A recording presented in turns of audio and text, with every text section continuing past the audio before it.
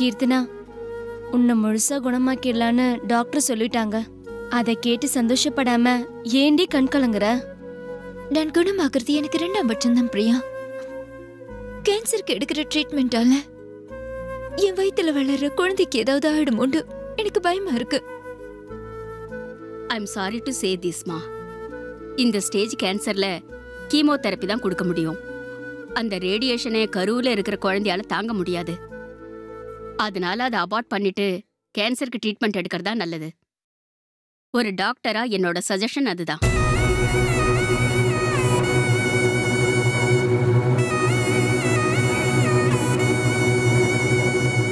என்ன காப்பாத்திக்கிறதுக்காக என் குழந்தைய கொள்ள சொல்றீங்களா டாக்டர்? ஏன் மூலமா இந்த உலகத்தை பார்க்க போறேன்ற நம்பிக்கையில தான் இந்த குழந்தை உயிர் வாழ்ந்துட்டு இருக்கு. கருவிலேயே அதையும் அதோட நம்பிக்கையும் அழிக்க சொல்றது பெரிய பாவம் இல்லையா? உங்க ஃபீலிங்ஸ் எனக்கு நல்லா புரியுதுமா. ஆனா இதை எமோஷனலா பார்க்காம பிராக்டிகலா பாருங்க. இல்ல டாக்டர், என் குழந்தையை விட என் உயிர் முக்கியம் என்னால் நினைக்க முடியாது. என் உடம்பும் குணமாகணும், என் குழந்தையும் எனக்கு வேணும். அதுக்கு ஏதாவது வழி இருந்தா சொல்லுங்கள். இல்லம்மா, இப்போதைக்கு உங்க உயிரா குழந்தையா 2ல 1 தான் முடிவு பண்ணணும். ஆனா உங்களுக்கு குழந்தையே இல்லாம போயிடுமோன்னு பயப்படாதீங்க.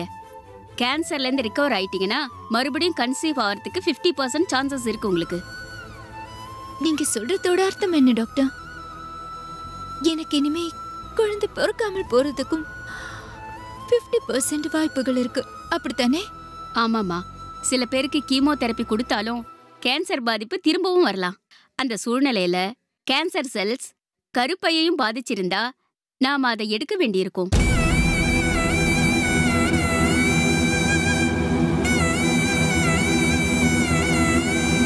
நாம ஏன் அதை நெகட்டிவா யோசிக்கணும்? உங்க பிரச்சனை சரியாயி உங்களுக்கு ஒரு குழந்தைய உண்டாகும்னு பாசிட்டிவா நினைப்போமே. நாம நினைக்கிற மாதிரி எல்லாம் நடந்துட்டால் வாழ்க்கையில எந்த கஷ்டமும் இருக்காது டாக்டர். இந்த விஷயத்துல நான் எந்த ரிஸ்க்கும் எடுக்க விரும்பல.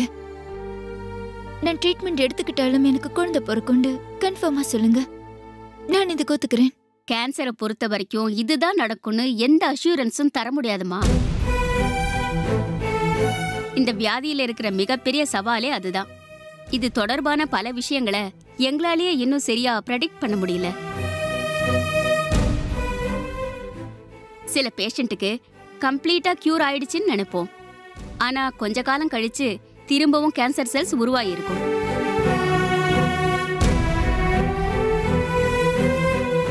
எதனால இப்படி ஆகுதுன்னு நாங்க இன்னமும் ஆராய்ச்சி பண்ணிக்கிட்டு தான் இருக்கோம். நான் ட்ரீட்மெண்ட் எடுக்கலைன்னா என்ன ஆகும் டாக்டர்? குழந்தை பிறக்கிறதுக்குள்ள நான் செத்துருவேனா?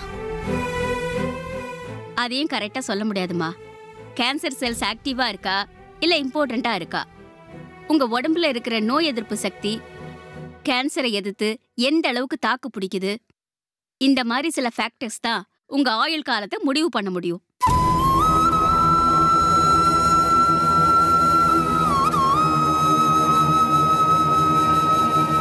சில பேரோட வாழ்க்கை 5-6 மாசத்திலே முடிஞ்சிடும். சில பேர் இந்த ஸ்டேஜ்லயே பல வருஷ காலமா வாழ்ந்திருக்காங்க. ஒவ்வொருத்தருக்கும் இது எப்படி மாறுதுன்னு எங்களுக்கே புரியாத புதிரா இருக்கு. டாக்டர், எனக்கு இவ்வளவு விளக்கமா சொல்ல வேண்டாம். அதை புரிஞ்சுக்கிற நிலைமையிலும் நான் இப்ப இல்லை. ட்ரீட்மெண்ட் எடுக்கல என்றால் நானும் என் குழந்தையும் உயிரோட இருக்க சான்ஸ் இருக்கா? இருக்குமா, ஆனா அதோட பர்சன்ட் என்னன்னு எனக்கு அது போதும் டாக்டர். என் உயிரை விட, என் வாழ்க்கையை விட புகுந்த வீட்டுக்கு ஒரு வாரிசு பெத்து கொடுக்கிறது தான் எனக்கு முக்கியம். ட்ரீட்மெண்ட் எடுத்துக்கிட்டு என் குழந்தையை கொல்றதுக்கு பதிலா ஒரு வாரிசு கொடுத்துட்டு செத்து போறது எவ்வளவோ மேல். பைத்தியம் பிடிச்ச மாதிரி பேசாதடி. ஒருவேளை உனக்கு குழந்தை பிறக்கிறதுக்கு முன்னாடி உனக்கு ஏதாவது ஆயிடுச்சுன்னா என்னடி பண்றது? அதே தாண்டி நானும் கேக்குறேன். எனக்கு சரியாயிடுச்சுன்றால் பரவாயில்லை. ஆனா திரும்பவும் கேன்சர் வந்து என் கர்ப்ப பையை எடுக்கிற மாதிரி ஆயிடுச்சுன்னா நான் என்னடி பண்றது? அப்படி ரிஸ்க் எடுக்க நான் தயாரா இல்லை. நான் இல்லாமல் போனாலும் பரவாயில்லை, என் குடும்பத்துக்கு ஒரு வாரிசை கொடுத்துட்டு போகணும்னு நான் முடிவு பண்ணிட்டேன். ட்ரீட்மெண்ட்டுக்கு அப்புறம் குழந்தை பிறக்குமா பிறக்காதாண்டு தவிக்கிறத விட இப்போ உருவான குழந்தையை நல்லபடியா பெத்து கொடுத்துட்டு போறதுதான் சரின்னு தோணுது.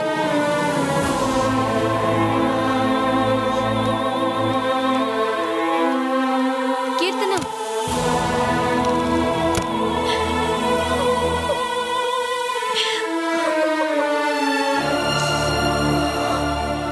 சாரி டாக்டர், அவ ஏதோ உணர்ச்சி வசப்பட்டு பேசிட்டு போறா. நான் அவளை சமாதானப்படுத்தி கூட்டிட்டு வரேன். அவங்க வேதனையை என்னால புரிஞ்சுக்க முடியுது பிரியா. ஆனா கீர்த்தனாக்கு இருக்கிறது ஒரே சாய்ஸ் தான். அது அவங்களுக்கும் அவங்க குடும்பத்துக்கும் புரிய வைங்க. இல்லைன்னா இங்க கூட்டிட்டு வாங்க, நான் கவுன்சிலிங் பண்றேன். Okay doctor, thanks. சரிம்மா, வெல்கம்.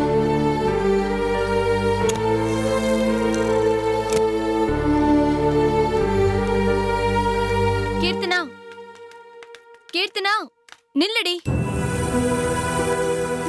உன் மனசுல பெரிய தியாகி நினைப்பா. குழந்தை வேணும்னா தத்து எடுத்துக்கலாம். ஆனா உயிர் போனா திரும்ப வருமா?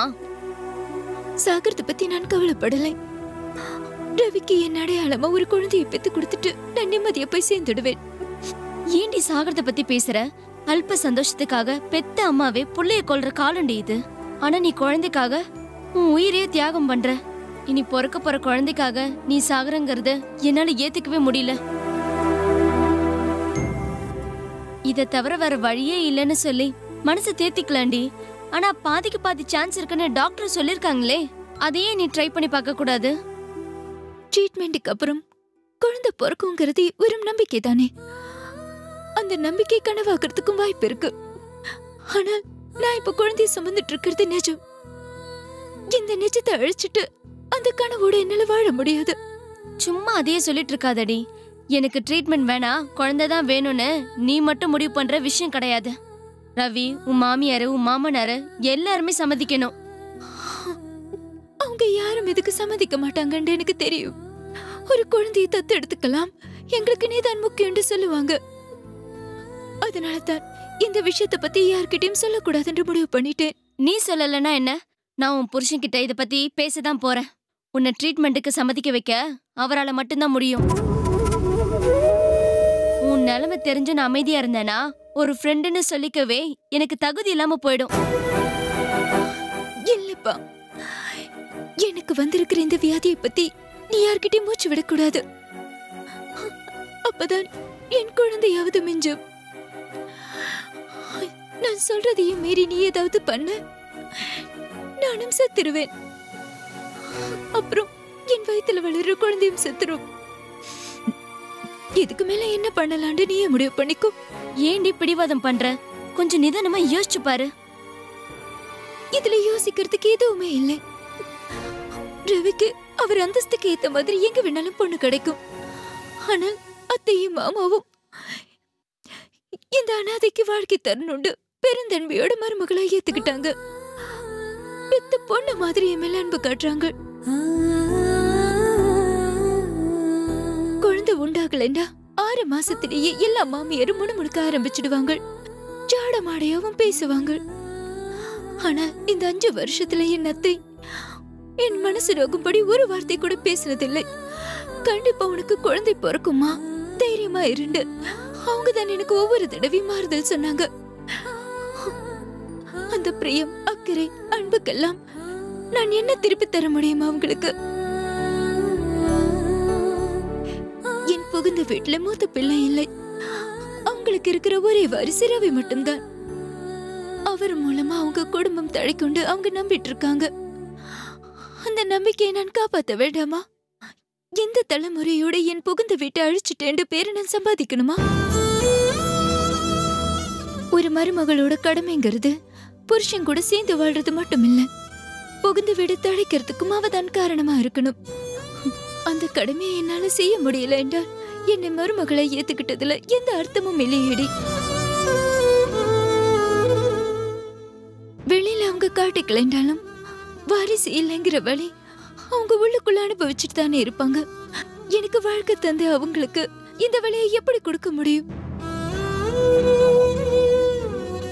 அவங்க வேதனை ஒரு பக்கம் இருக்கட்டும், என் நிலைமையை கொஞ்சம் யோசிச்சு பார். புருஷனுக்கு ஒரு குழந்தையும் புகுந்த வீட்டுக்கு ஒரு வாரிசையும் பெத்து கொடுக்க முடியலேண்டு நான் ஒரு பொண்ண மாதிரி வாழ வேண்டி இருக்கும். அப்படி ஒரு வாழ்க்கை வாழ்றதை விட வாரிசு பெத்து கொடுத்த நிம்மதியோட நான் கண்ணை மூடிடுவேன். நீ சொல்ற பாயிண்ட் எல்லாம் உனக்கு நியாயமா இருக்கலாம், ஆனா எனக்கு ஏத்துக்க முடியல என்றாலும் பரவாயில்ல. ஏன் முடிவை நான் மாத்திக்கிறதா இல்லை. இத பத்தி யார்கிட்டயும் சொல்ல மாட்டேன். எனக்கு சத்தியம் பண்ணி கொடு. இப்ப நீ சத்தியம் பண்ண போறியா இல்லை நான் சாகட்டுமா?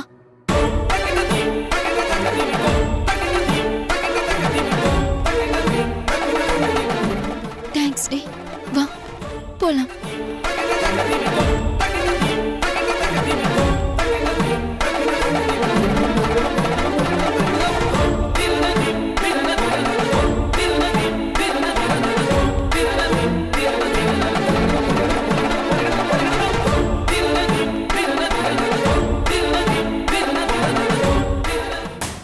வாங்க சார்.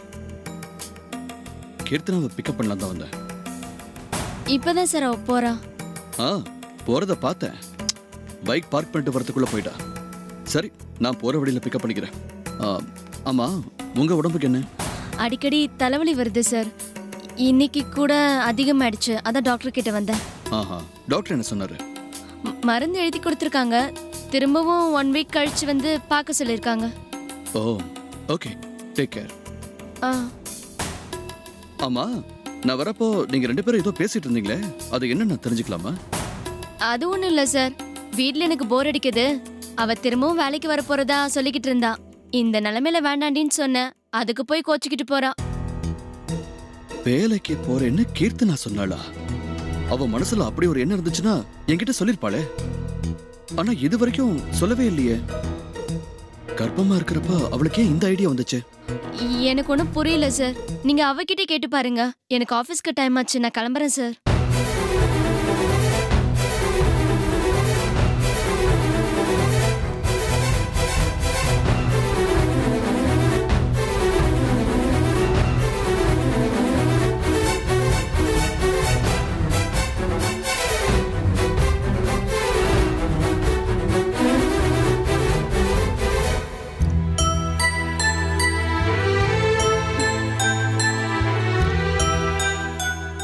எங்க போனா இவ? இவ்ளோ நேரம் ஆச்சு, இன்னும் ஆளே காணோம்.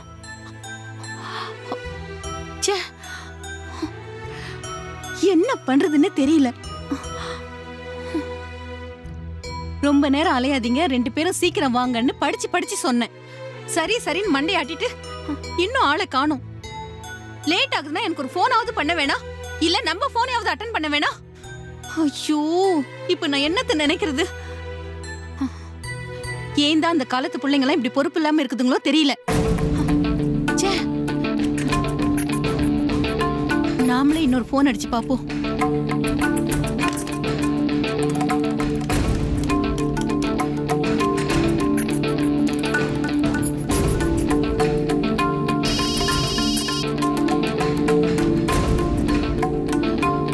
என்ன போனை கட் பண்றா? அத்தை, வா.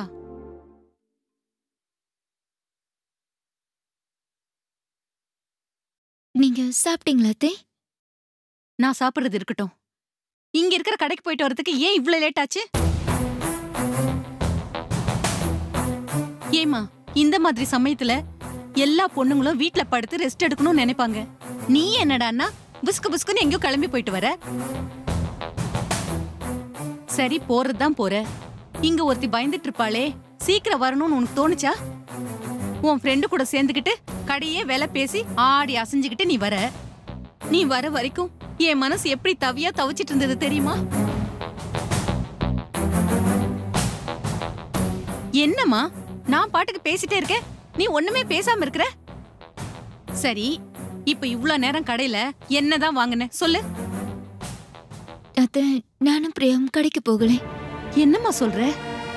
என் ஃப்ரெண்டுக்கு பர்த்டே வருது, எனக்கு gift செலக்ட் பண்ண தெரியாது, கீர்த்தனா தான் நல்லா செலக்ட் பண்ணுவா, அவ கூட நான் பக்கத்துல இருக்கிற கடைக்கு போயிட்டு வரேன்னு சொல்லிட்டு தானே பிரியா உன்னை கூட்டிட்டு போனா? ஆமா அத்தை, ஆனால் நாங்க கடைக்கு போகல, ஹாஸ்பிட்டலுக்கு தான் போனோம். ஹாஸ்பிட்டலுக்கா? எதுக்குமா? திரும்பவும் உனக்கு ஏதாவது பிரச்சனையா? பிரச்சனை எனக்கு இல்ல அத்தை, பிரியாவுக்கு. ஐயோ, எனக்கு தலையே சுத்துதுமா, கொஞ்சம் புரியுற மாதிரி சொல்ல. அத்தை, பிரியாவுக்கு யூரினரி இன்ஃபெக்ஷன் ப்ராப்ளம் இருக்கு. அதை பத்தி கன்சல்ட் பண்ணத்தான் டாக்டரை பார்க்க போனோம். அப்படியே அவளை வீட்டுல விட்டுட்டு வரதுக்கு லேட் ஆயிடுச்சு. இந்த விஷயத்த அவ என்கிட்ட சொல்லிருக்கலாமே. நானே அவளை ஹாஸ்பிட்டல் கூட்டிட்டு போயிருப்பேன்ல. ஏமா கடைக்கு போறேன்னு போய் சொன்னா? ஏமா இந்த நேரத்துல உன்னையேமா அவ இழுத்துட்டு போறா? இத பத்தி அவங்க அம்மா கிட்ட சொல்லக்கூட அவளுக்கு சங்கடமா இருக்கத்தே. டாக்டர் கிட்ட தனியா போய் கன்சல்ட் பண்றதுக்கும் கூச்சமா இருக்கத்தே. அதனால தான் என்ன கூட்டிட்டு போன. என்னாலையும் தவிர்க்க முடியல. பொண்ணுங்களுக்கு இப்படி எல்லாம் பிரச்சனை வர்றதெல்லாம் சகஜம் தானே. இதுக்கு போய் யாராவது கூச்சப்படுவாங்களா? நாங்களே தடுமாறி நிக்கிற விஷயத்துக்கெல்லாம் நீங்க தான் தைரியமா இருக்கீங்களே. சின்ன சின்ன விஷயத்தெல்லாம் பெருசாக்கி குழப்பிக்கிறீங்களே. ஆமா, அது சரி. டாக்டர் அவ பிரச்சனைக்கு என்ன சொன்னாங்க? மருந்து எழுதி கொடுத்திருக்காங்களே. திரும்பவும் ஒரு வாரம் கழிச்சு வந்து பார்க்க சொல்லிருக்காங்க. அடுத்த வாரம் நான் அவளை ஹாஸ்பிட்டல் கூட்டிட்டு போயிட்டு வரேன். உன் செக்கப் கலையிறது போதாதுன்னு நீ அவளுக்கும் வீணா அலைஞ்சிட்டு இருக்க வேணாம், சரியா? அவ சங்கடப்படுவாத்தே.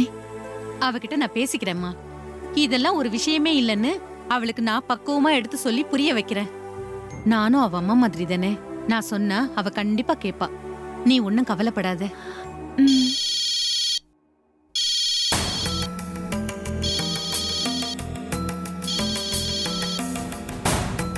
யாருமா போன்ல?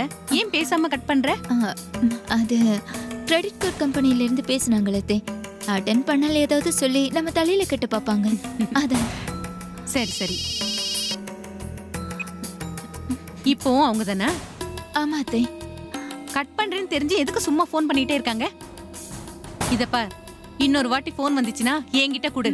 நான் போடல அவங்க மறுபடியும் உனக்கு போனே பண்ண மாட்டாங்க பாரு. நான் ஸ்விட்ச் ஆஃப் பண்ணிடுறேன். அதாமா நல்லது. சரி, நீ போய் உன் ரூம்ல ரெஸ்ட் எடு. நான் சூடா சாதம் வடிச்சு எடுத்துட்டு வரேன், சரியா? இருக்கட்டும் அத்தை. ஒரேடியா சாப்பிட்டுட்டு போய் படுத்துக்கிறேன். அதுவும் சரிதான். சரி உட்காரு. 10 நிமிஷத்துல சாப்பாடு வடிச்சு உனக்கு எடுத்துட்டு வரேன். என்ன? வரேன், உட்காரு.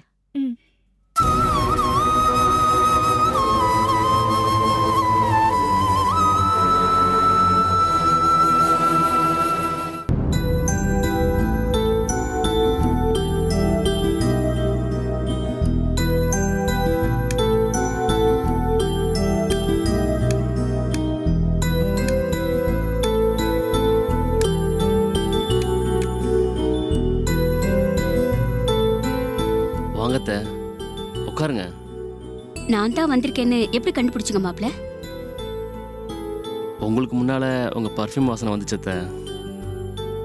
சோஷியல் சர்வீஸுக்காக 4 இடத்துக்கு போகணும் இல்லையா, அதுக்காக யூஸ் பண்ண ஆரம்பிச்சது. அப்படியே பழகி போச்சு மாப்ள. அதை விடுங்கத்த. இந்த வீடு உங்களுக்கு பிடிச்சிருக்கா? ஏதாவது குறை இருந்தா சொல்லுங்க, உடனே மாத்திடலாம். வீடுன்னு பார்த்தா எந்த குறையும் இல்லை மாப்ள. ஆனா குடும்பம்னு பார்த்தா ஒரு பெரிய குறை இருக்கு. அது எப்போ நீங்க நிவர்த்தி பண்ண போறீங்க அதான் தெரியல. அத்த, எனக்கு புரியலத்த. கோடிக்கணக்கான பணம், காரு, பங்களான்னு ஆடம்பரமான வசதி, இதையெல்லாம் விட குழந்தைதான் ஒரு குடும்பத்துல பெரிய செல்வம் மாப்ள. அந்த விஷயத்தை பொறுத்த வரைக்கும் நீங்க இன்னும் ஏழையாதானே இருக்கீங்க. இல்லத்த, அதுலதான் நான் பெரிய பணக்காரனா இருக்கேன். என் ஸ்கூல்ல படிக்கிற எல்லா குழந்தைங்களும் என் குழந்தைங்க தான். அப்படி நினைக்கிறது உங்க நல்ல மனசு மாப்ள. ஆனா உண்மை என்ன தெரியுமா? உங்க ஸ்கூல்ல படிக்கிற குழந்தைங்க எல்லாம் உங்க குழந்தைங்க இல்ல மாப்ள, குழந்தைங்க மாதிரி. உங்களுக்கும் அவங்களுக்கும் இருக்கிற உறவு ஸ்கூலோட முடிஞ்சு போயிடும். ஒவ்வொரு குழந்தையும் படிப்பு முடிஞ்சதும் அவங்க வாழ்க்கை அவங்க சொந்தம்னு போய்கிட்டே இருப்பாங்க. ஆனா கடைசி வரைக்கும் உங்க கூட யார் இருப்பாங்கன்னு சொல்லுங்க? ஸ்டூடெண்ட்ஸ் எல்லாம் உங்களை சார்னு கூப்பிடுறாங்க, பூஜாவை மிஸ்ன்னு கூப்பிடுறாங்க. உங்களை அப்பானும் பூஜாவை அம்மான்னு கூப்பிடுறதுக்கும் ஒரு குழந்தை வேண்டாமா? உங்க ஸ்கூலு, இந்த சொத்து, இதையெல்லாம் ஆண்டு அனுபவிக்கிறதுக்கு ஒரு வாரிசு வேண்டாமா? இன்னும் எத்தனை நாளைக்கு உங்க முகத்தை பூஜாவும் பூஜா முகத்தை நீங்களும் பாத்திட்டு இருப்பீங்க? எந்த கமிட்மெண்ட்டும் இல்லாம தனியா இருக்கிறது இப்ப வேணா உங்களுக்கு நல்லா இருக்கும். ஆனா காலப்போக்குல சலிச்சிடுமாப்ல.